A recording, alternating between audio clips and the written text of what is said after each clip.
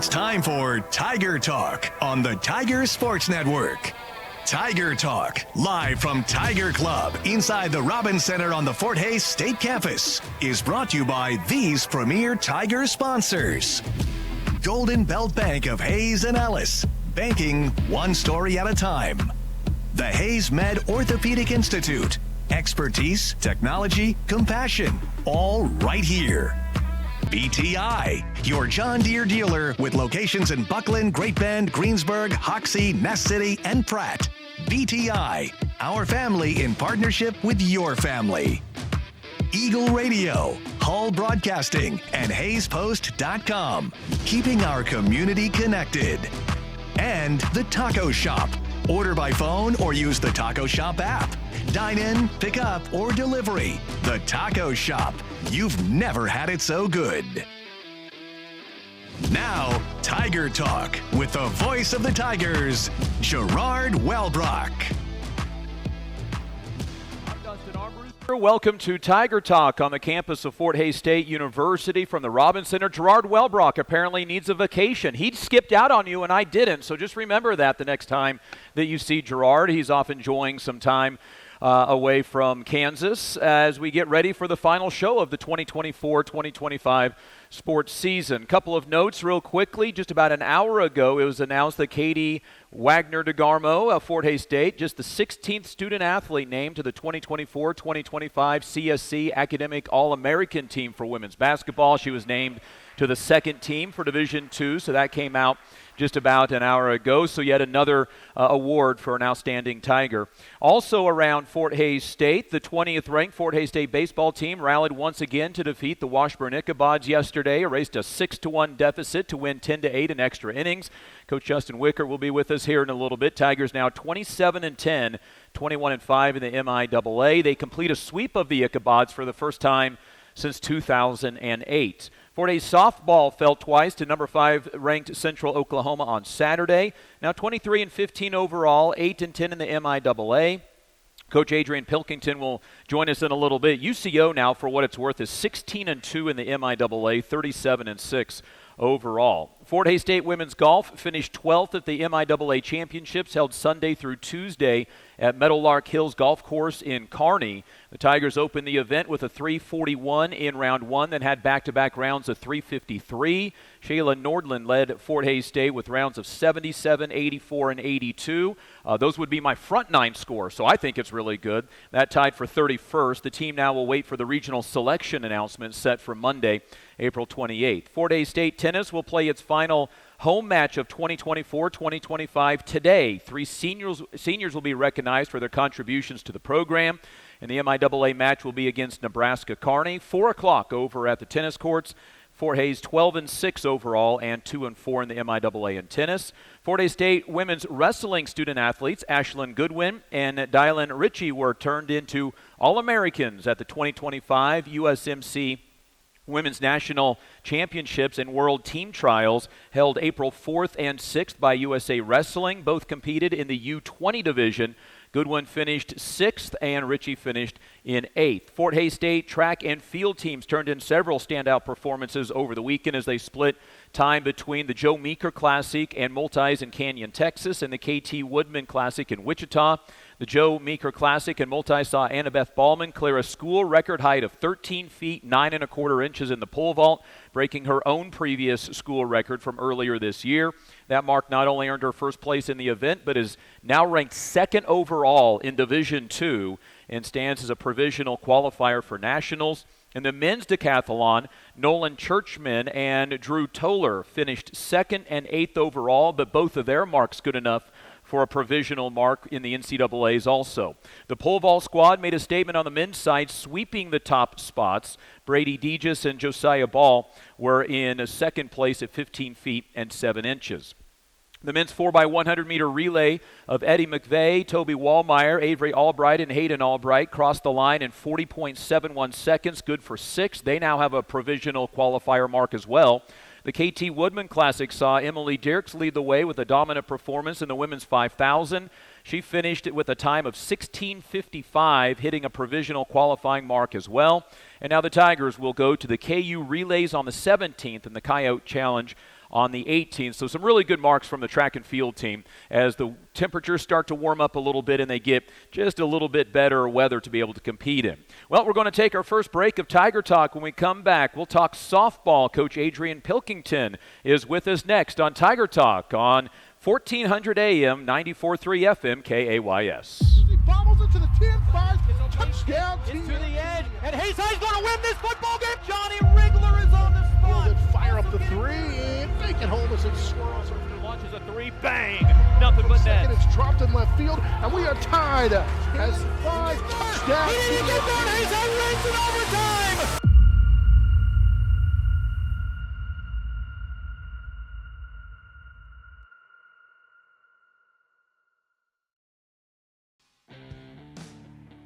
This is the Tiger Sports Network. Welcome back to Tiger Talk. I'm Dustin Armbruster filling in for Gerard Wellbrock. Fort Hays State softball continues their season. We're joined by Adrian Pilkington. And Coach, the MIAA shows why it's so tough. 4 of your last 6 games against teams ranked top 11 in the nation. And against Central Oklahoma, had a game of 3-1, and then a game that shows if you make a couple of mistakes, how good teams can just jump on top of you. Yeah, absolutely. I mean, I think we came out and we played a really great game. Savannah threw really, really well in the first game. We did our part, and we just weren't able to play any runs. We had some balls that were hit hard. I got somebody thrown out at home that I probably shouldn't have in that game, but I guess that's just one run. We needed 3. So, I thought we did some good things in that first game, and second game it was just tough. They got a little rally going offensively, and we did make a couple defensive mistakes, and it just became hard to stop. So when you are going against teams like Central Oklahoma, so many nationally ranked teams, is there in the back of maybe the players' minds even that you have to be perfect or this is going to get out of control, and then that in turn kind of plays into the mental part of it as well? Yeah, absolutely. And I think they beat themselves up when they do make those mistakes. So they know we can't afford them, but at the same time, it's just part of it. They're number 5 in the country for a reason. So I thought we competed really well against them, especially in game 1, and I thought we did a lot of really good things. So we just got to keep working the bullpen. We need to get them going and get them in a better direction. It's just hard. We needed them to go in and get it 1 or 2 outs. And so I think they need to understand that that's the task. They are very young. Everybody that comes out of our bullpen is a freshman right now. So. And when you're asking freshmen to do that, do they know the situation, or is it one of those ignorance is bliss moments? I think it's probably half and half, which I prefer the ignorance is bliss, just because I don't think they need to have any excess thoughts in their head when it comes to that stuff. Our older kids definitely know, but our younger kids, I think some of them pay attention to that and some of them don't. Missouri Southern coming up on Thursday, then again another nationally ranked team with Pittsburgh State on the back end of that road trip. Kind of preview the road trip a little bit and what you expect out of these next 2 doubleheaders. I feel like we've always played Southern and Pitt pretty well.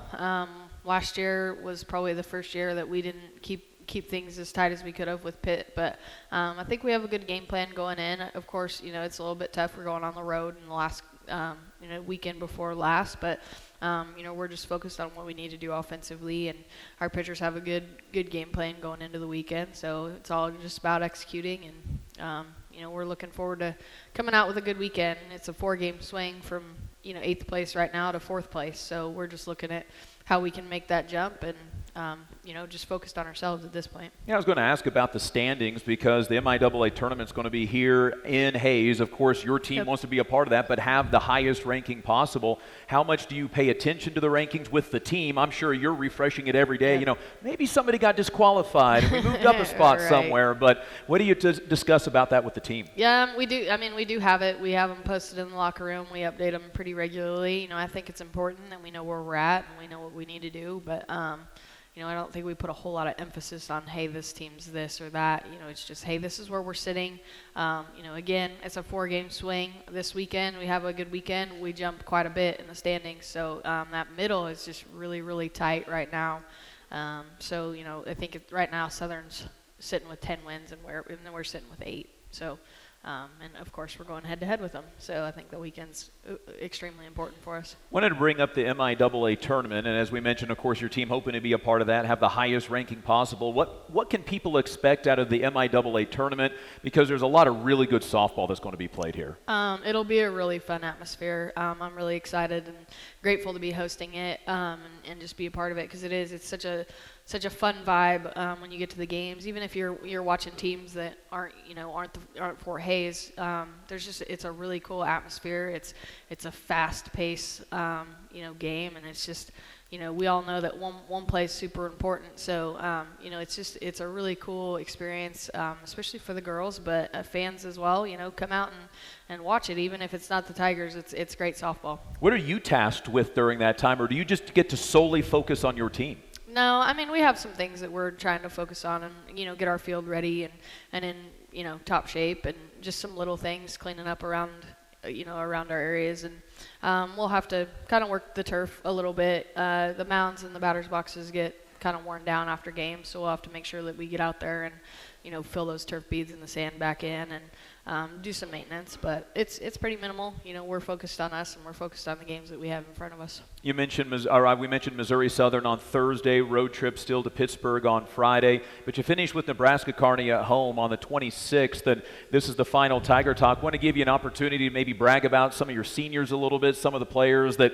have meant so much to this program. Yeah, I have a really great group of seniors, kids that have just been really invested from day one, and it's something that I love about them and I respect, because they wanted to come in and leave their mark and leave this program better than when it started. And my pitchers in the circle, I have just an incredible bond with those couple kids that have Morgan and Savannah have just been a rock for us in the circle for 4 years, and they've just been great kids to coach. They do everything right. They show up. They work hard.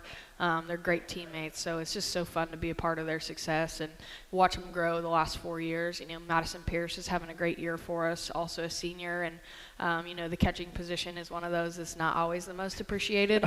Right. If you've ever done it, you understand. Their name only gets brought up when they mess up. Yeah, no, she's been so solid for us behind the dish, and just an incredible defensive catcher, really, really good sense behind the plate, great at blocking, great working with her pitchers. So I'm really proud of, the career that she's had here at Fort Hays. The other one, Reagan Curry, has started every game for us as well for the last 4 years at shortstop.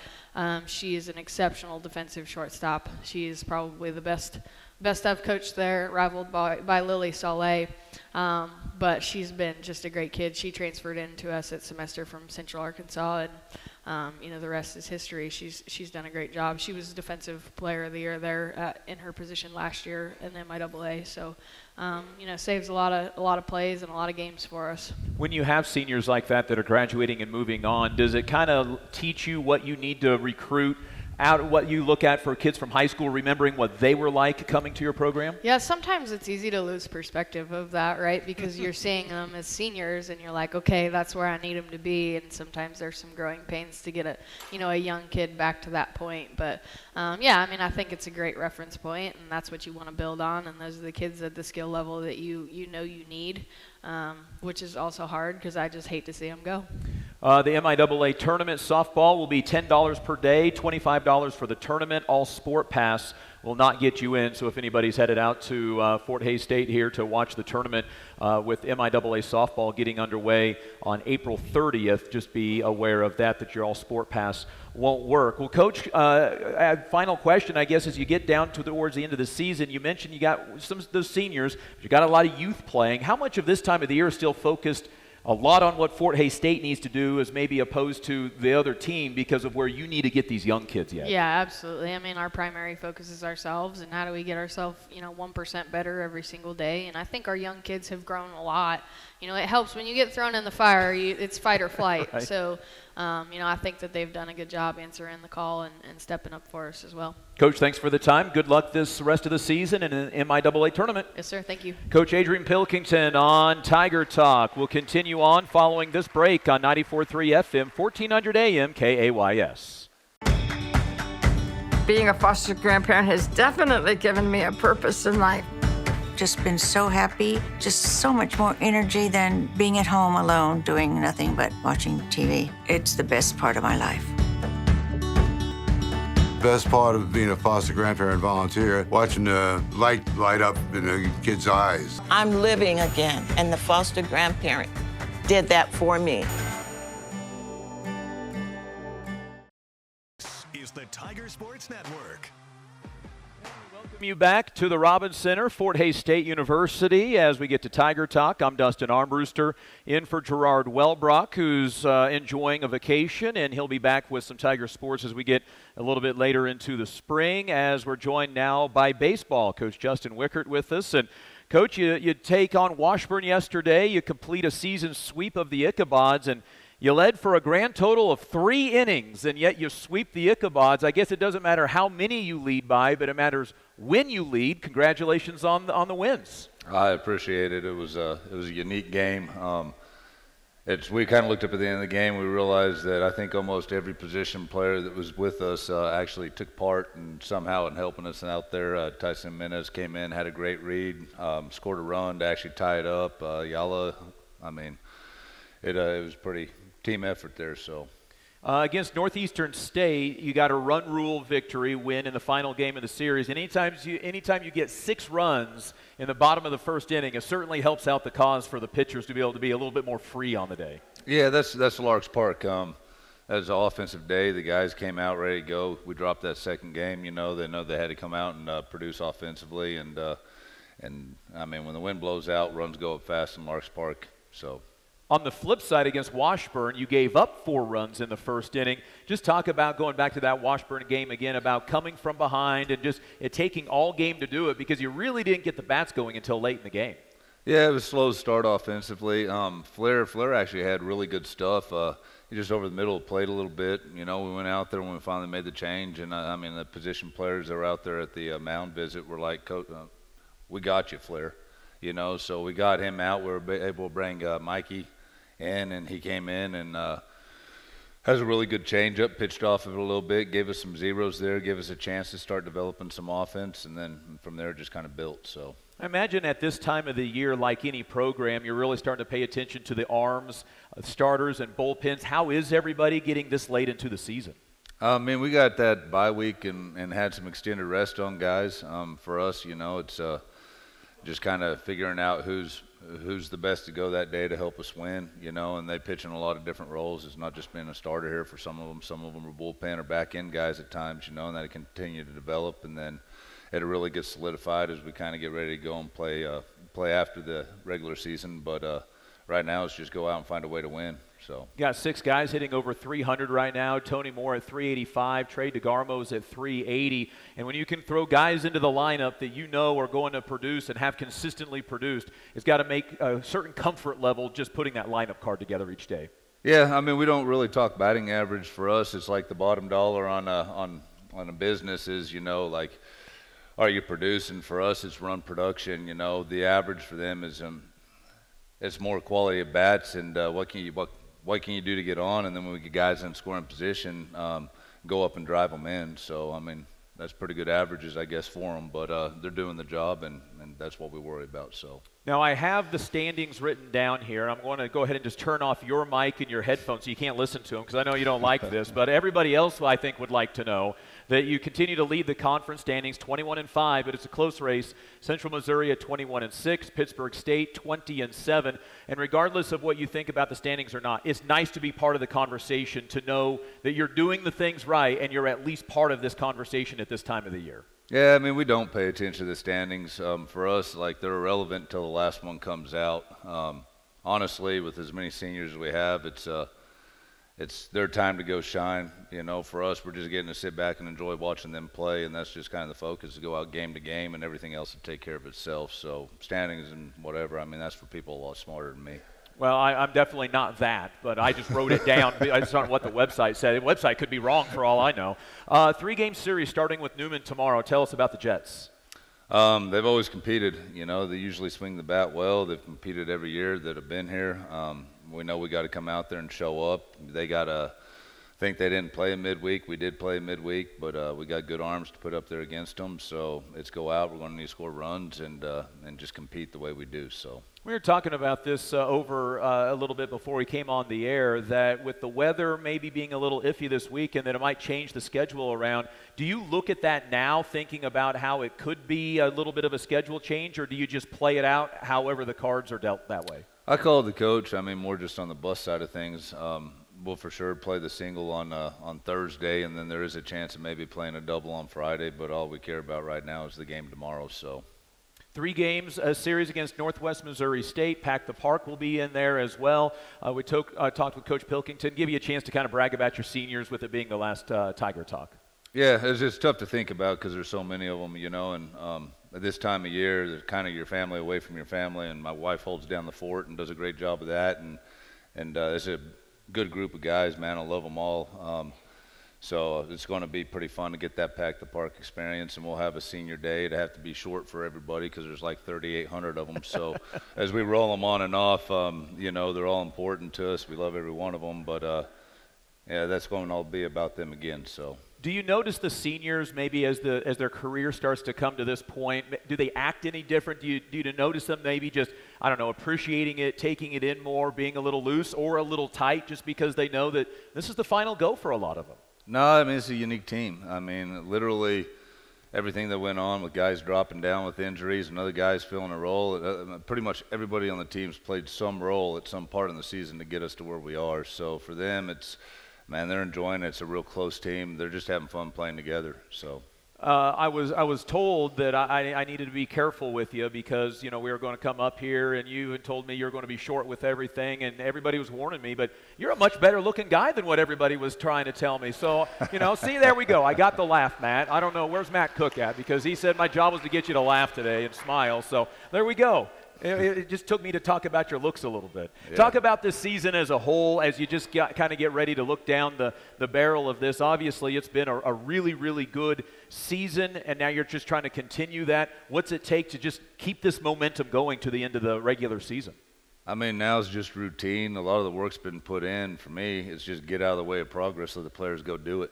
They're going to do what they're going to do, and they want to go and compete, and I'll just stand back and watch and enjoy it. So, is that a typical strategy for you, or is this unique because of what this team has been like? When you get the culture where you want the culture and the guys start to come together and take ownership, that's you hand the team over to them at that part of the year and you say, let's go do it. So. A question I meant to ask Coach Pilkington earlier because, and then I forgot about it because I don't have it written down.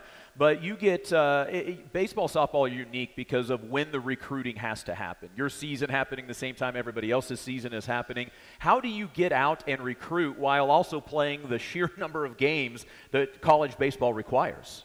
I mean, up until this point, it's been an absolute grind. The recruiting side of things, Cade Lott, my assistant coach that came in this year, has been absolutely phenomenal. He hit the road hard in the fall. I was out quite a bit in the summer. He was making the transition from Corpus down there coming in. He's been phenomenal, man. We've had a great recruiting class. It's allowed me to have a little bit more time to spend at home with my family in the fall, and I mean, that's him. He's a recruiting coordinator. He's out, and I'm working on my side too. But he's been awesome. So. Well, if you got any more Tony Moores hitting .385 in his first collegiate season from Hoisington, I think if he could get a few more of those, he'd make your life even easier. You wouldn't even need to go out anymore. That'd be all right. Yeah, he took a while to get out last year, but got to go and see him. That was right after the season had ended. We went in the postseason. I was going to try to get to see him that weekend, and then we kept on playing, and then. Got out and seen him, and I mean, again, Tony Moore, if you watch his football highlights from high school, you want him no matter what sport it is. So, well, congratulations on the season so far. Good luck the rest of the way. MIAA Championships in Joplin starting May 7th. Again, I know you don't care about the standings, but your team is in a pretty solid position to make the MIAA Championship tournament. I don't know if you know that, but this is me telling you since you don't look at the standings. Your team has a chance to be in Joplin at the end of the year. Oh, that's good to hear. Well, we'll have somebody mark a bus down for you, okay? All right. Coach, congratulations on the season so far. Coach Justin Wickard on Tiger Talk on 94.3 FM, 1400 AM KAYS. That was another legend on 99 KZ Country. And yes, before that, we had a brand new artist. Your home for today's stars and the legends. We play real country. I'm Teresa Trapp. Weather, news, sports, it's all here. We're on Facebook, and there is a listen live link at hayespost.com. Dial us in on your radio at 99.5 FM. KHAZ, Real Country. 99 KZ Country. This is the Tiger Sports Network. And we're back in the Robin Center, Fort Hays State University, as we get through the final Tiger Talk of 2025. I'm Dustin Armbruster, in for Gerard Wellbrock, and we're joined by coach of the Fort Hays State football team. Chris Brown is still the coach. I'm still here. Good to see you. Yeah, thank you too. Spring football. Let's get filled in a little bit on spring ball, how things have gone, what you're seeing, and kind of what the plan is now. Yeah, we're pretty close to being done. We got 3 more practices, 1 scrimmage, and so we're pretty much wrapping it up. 1 more tomorrow, then the next week we'll be finished, and then after that we'll be on the road recruiting again. But it was kind of scary at first, a lot of new faces on the field when you're missing, your whole back end with Mason Perez and those guys, and Benny Williams, who played many, many years for you, Mikael Williams. It's hard to see, I'm coaching again, right? I actually have to get out there and coach these guys and teach them different things, because those guys knew everything, about the game of football and knew everything about our defense. So it's been fun for me, because I really get to teach some kids some stuff now, when those kids before, really didn't have to tell them much because they knew exactly what was going on. But we're improving each day. They're getting better each day. Still got a lot of work to do, but we have 4 more opportunities to really take advantage of and get better these next 4 opportunities. Fun for you, but how much fun is it for the kids when they're trying to take all of this in and live up to those expectations of what the guys played before them? Just the amount of install that we put in. You could tell most of them were drowning. They weren't even treading water. They were sinking pretty quick. But we kind of slowed it down just a little bit for them these last few days, and things have really improved since we did that, and they've gotten better. They've been competing, all spring long, trying to be the guy that takes those guys' place and be the starter. So it's good to have that. We still have a few injuries here and there that we need to get those guys back and get them healthy, but they should be ready to go by next fall. But the number of reps these young guys are getting right now is tremendous, and it's reps that are truly needed for them. What is the goal of spring ball? And I suppose for every program and every coach, maybe even each coach within your own program, it may be a little bit different of what the spring ball goal is. It's number one is probably just finding your leaders, of this group, and we've got a good core of kids that are back, that are kind of taking that leadership role of the Miles Mengeses and Mikael Williams and Benny Williams and Mason Perez and those guys. And we're getting some guys stepping up. John Johnson's really done a good job of stepping up.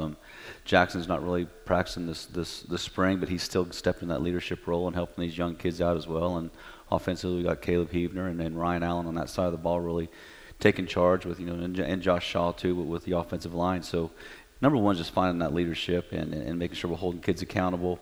Probably the next thing is the intensity and physicality of the game. We've been pretty physical this spring because that's the kind of football I want to play. Is very physical and very intense, and and building off those things. So we've been able to do those things so far this spring. We'll find out next Saturday if we're really physical or not, because that's going to be the real big scrimmage to really kind of decide what some of these guys are going to do here in the future for us. You mentioned a name in there that maybe some people don't realize, and I didn't realize it until, after the season was done. I think it was December before I really found it out that John Johnson is going to be back and have another year. Kind of thought that his career might be finished up last fall. Yeah, he did. He just had a medical redshirt year, and it's kind of his decision whether he was going to come back or not. Graduating here pretty quick, and now we can start working on his master's. But it took a little prodding, but not too much. You get the opportunity to play again, you might as well take advantage of it. And that's exactly what he's doing right now. And he has really stepped up to be a really good leader for us. He's very vocal on the football field right now as well, which we really didn't have out of him last year. But he has stepped into that role and has done some good things for us, and really got those kids on the same page as him as well. The list of defensive ends that have done great things at Fort Hays State is endless, Miles Menges being the last one. Can you give us a sneak peek of who might be the next great defensive end at Fort Hays State? You still got Gavin Hazelhorst is back. Parrish Terry will be back. Jaden Barker, as well. So, those guys played a lot last year. Jaden was out a little bit of spring with an ankle injury, but he's back. Parrish Terry's been out, all spring, kind of recovering from his shoulder. But Gavin Hazelhorst has done some great stuff for us. And there's a few young kids that are still trying to fit into that mix as well. So they're doing well. And then D-tackle-wise, they've really come around well as well. Jacoby Wilson's done a really good job. I got a transfer from UTPB that has really stepped in and done a great job for us, and Jalen. And so, it's strong. It's a powerful group. And, that's probably right now our strength right now is our defensive line defensively. One of the things that is unique is that you're not practicing or not doing spring ball on your own turf at Lewis Field Stadium. That's getting replaced. you're on natural grass. Do the guys look a little slower on natural grass compared to the turf? That's what I wanted to do, was look slow, so I could tell them they were slow. Yeah, I mean, they do. They look a little bit different, but that's something we need to get done, is get our field done and get it replaced, because there's a lot that have to do with it, with removing the track and looking at the E-layer and those type of things, and it's going to take them a little time to do that, and with the building being built as well, there's a lot of different distractions, and just trying to get things done, for the season and prepared for it. But the grass is nice. I like it. The kids like it. It was enjoyable for them. It's kind of like they were back in middle school again. When they first stepped out there, and they played like it at first as well too.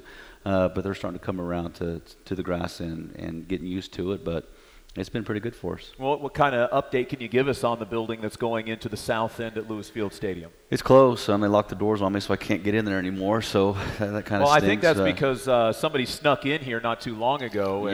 And now they know about it because it went out over the radio. So now they're going to lock it up every night. Yeah, no, it's going up really quick. I mean, the outside, they're getting ready to start putting the steel up and putting the rock up. They're really working on the walls inside now and getting everything framed up and ready to go. So you hear them in there working all the time. I don't know if it's just guys banging with hammers or if they're actually working, but I think they're really getting after it in there. And then just seeing this turf, being removed and the track going away is a cool sight as well. So it's moving quickly, and I'm hoping they're talking mid-November, end of November it should be done. But I'm trying to prod them a little bit quicker to hopefully get it done sooner than that. Get it in just in time to experience it a little bit for this season, just right? Just a little bit, exactly. All right, we're going to take our final break of Tiger Talk. We'll talk more with Coach Chris Brown coming up here in a little bit on 94.3 FM, 1400 AM KAYS. When it comes to screen printing and embroidery, your first choice should be Redeem Designs in Hayes. Turn it up with Redeem Designs, where it's not just about the products, it's about the partnership. At Redeem Designs, you're part of the process. They work closely with you to ensure your vision comes to life. So turn up your 2024-25 season with Redeem Designs.